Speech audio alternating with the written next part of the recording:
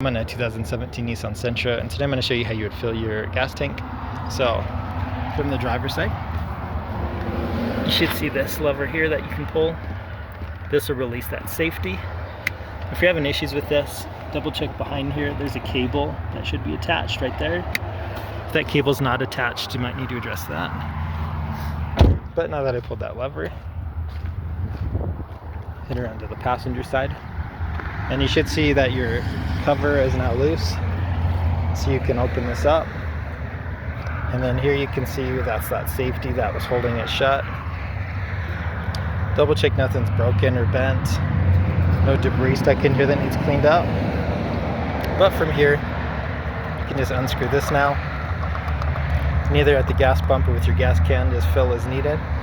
Make sure you're using the proper type of fuel as well.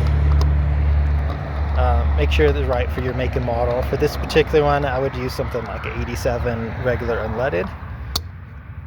Alright, screw back on nice and tight. And when you're done, just close this back up. And then to open this again, you'll have to go back into that driver's side and pull that lever. But I hope this is helpful. Hope you have a wonderful day.